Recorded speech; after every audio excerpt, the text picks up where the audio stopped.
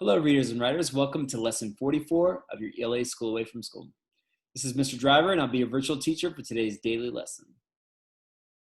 Let's go ahead and take a look at those same guiding questions we've been looking at week after week. What journey does food take before it gets to your plate?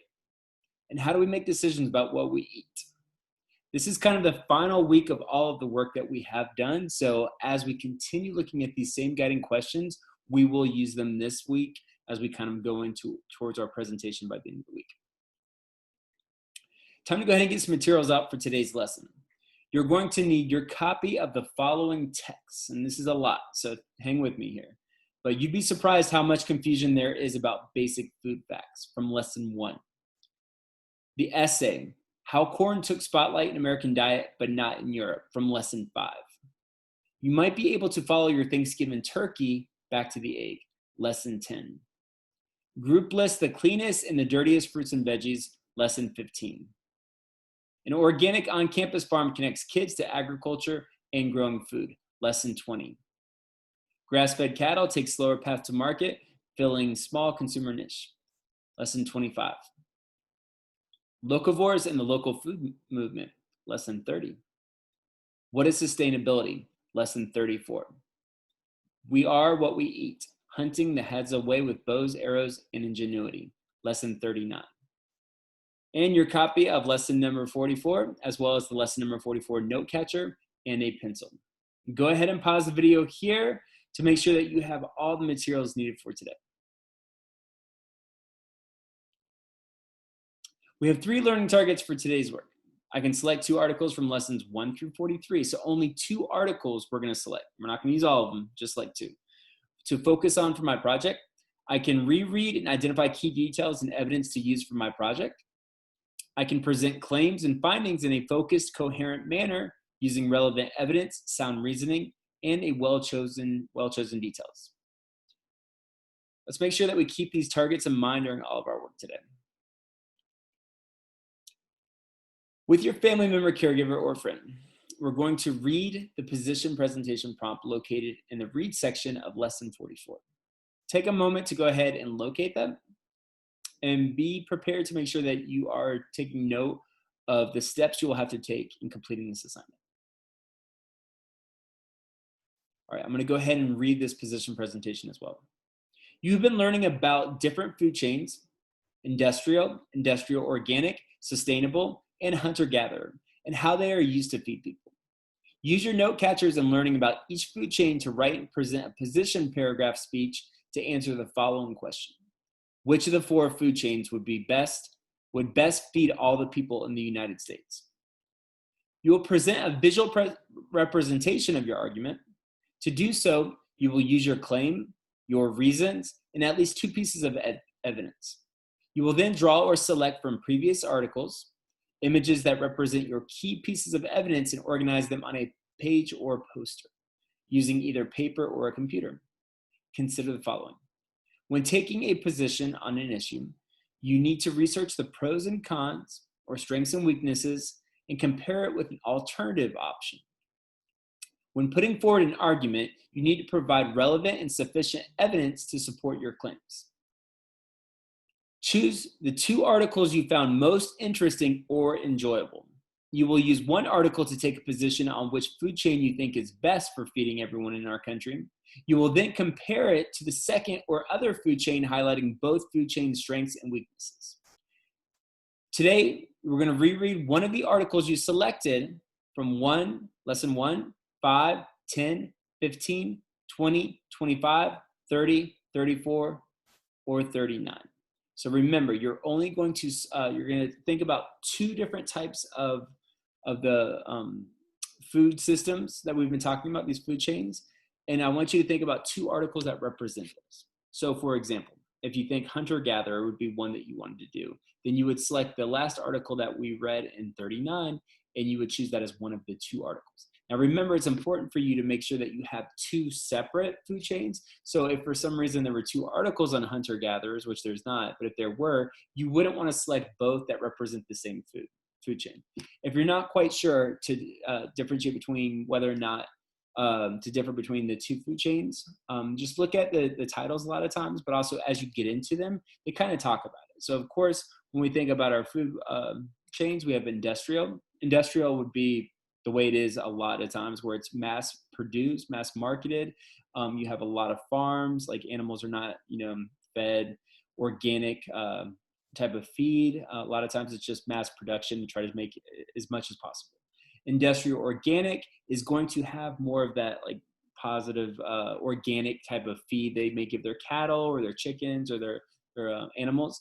They also are going to make sure it's fruit or vegetables or something that they are spraying organic things that have no pesticides or anything like that.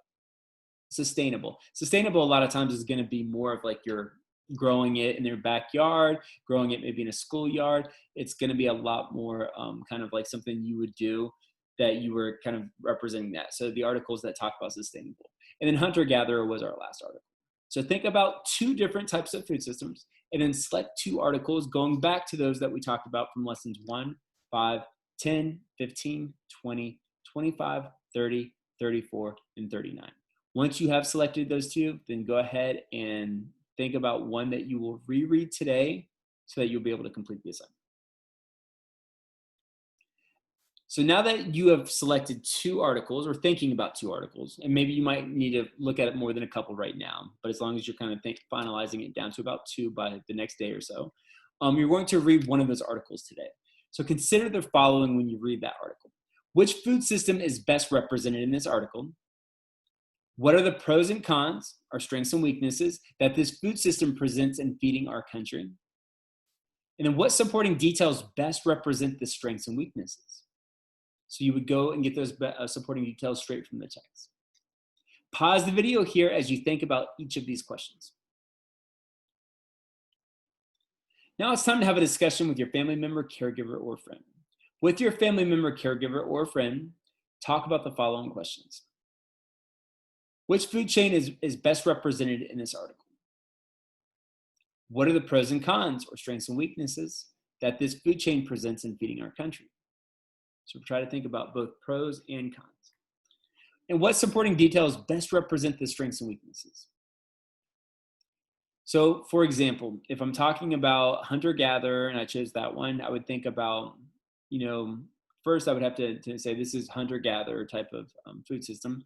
But then if I'm thinking about the pros, I might think that like I'm doing the work, I'm like finding the animal, I'm, killing the animal, I'm taking the animal and we're feeding, my family or town or whomever with it.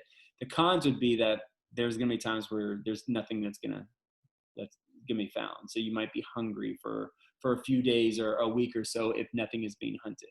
So thinking about that would be one example. Chances are you're probably not going to use that example, partly because it's not one that we use in our country, but if you choose to do so, you would explain it like that. So go ahead and pause the video here while you discuss these with your family member. Please take out your Lesson 44 note catcher.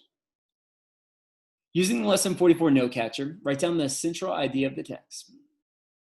And I want you to write down the name of the food chain that is highlighted in this article. And then next, I want you to, on your own, and using your own words, I want you to write down the strengths and weaknesses of using this food chain to feed the people of the country. You're going to support your strengths and weaknesses with supporting details from the selected article. So just like you thought about it, you talked about it, now I want you just to write about it. And then in the box, you will also see in the note catcher, you're going to draw an image that best represents this food chain. Now, if for some reason you're thinking about like, what you could draw, just look at, of course, the picture from the article that it came from. You could also look some things up. But by the end of this week, as we're kind of finalizing everything with this report, we are going to have a chance to either use your own graphics and drawings, or if you can find them from another source, or you can actually even cut it out from the article and you can use that. So I want you to start thinking about how you want to visually present this food system. Okay, we're going to take one more example of doing this. And the example would be in Lesson 44, let's say, for example, you choose Lesson 5. Lesson 5 was essay, how corn took spotlight in American diet, but not in Europe. So the food chain, as you think about it, with talking about how corn is just so mass produced and everything has corn and corn this and that, how there's just entire farms devoted to corn. This one will actually represent more industrial, especially because there's nothing talking about organic or talking about sustainability or anything like that within it. And so I would have Lesson 5, I would have the title of my article. I would put the food chain was industrial, and then I would start with the strengths and with 2 supporting details. Strength 1, I might say it's cheaper food at the grocery stores, partly because when something is so mass produced and like it's done like on the cheap, they're not using any special type of treatment for the vegetables or anything, like, nothing that's free of pesticides or anything. So a lot of times they're doing something to produce as many as possible. So it results in cheaper food at the grocery store. So that would be a strength. But of course, I'm thinking, where my weaknesses are later. My weakness might be that you may not be getting as high quality, or maybe it's something that is not free of pesticides. So thinking about that, I would have to go back into the article and I would have to look closely at the argument being made, the position being made, and I would have to try to find 2 strengths and then 1 weakness. I would also draw that picture on that second page, as you can see, where it says draw an image that best represents this food chain. If I'm not much of a drawer, then you may look, like I said, to look it up and see if you can possibly you copy something. But if you don't have that ability, then of course you couldn't just look at the article and possibly just cut out the article with scissors and then possibly tape it, because you might be using it for a poster later. But you can tape it right now for this note catcher. Go ahead and pause the video here while you complete this work. So time to wrap up today's lesson. It's a little bit different flow to this lesson, but this is something that we'll be getting into throughout the week. So let's think about how you did with today's learning targets. I can select 2 articles from lessons 1 through 43. So only 2 that you're choosing to focus for your project. And if you're still working on those 2, that's okay. I can reread and identify key details and evidence to use for my project. And then I can present claims and findings in a focused, coherent manner, which is clear manner, using relevant evidence, sound reasoning, and well-chosen details. So again, what you just did for the writing portion on your note catcher was fulfilling that last one. As a closing, share your writing with someone and tell them why you chose to draw or write what you did. Also, remember to read a book today for 20 minutes. You can also read with a family member, caregiver, or friend. I also want you to practice your fluency by reading one of the articles. So it could be the article you chose for today or another one for 1 minute. You can use a timer or have someone count to 60. You can also use your phone and use a timer on your phone or a microwave.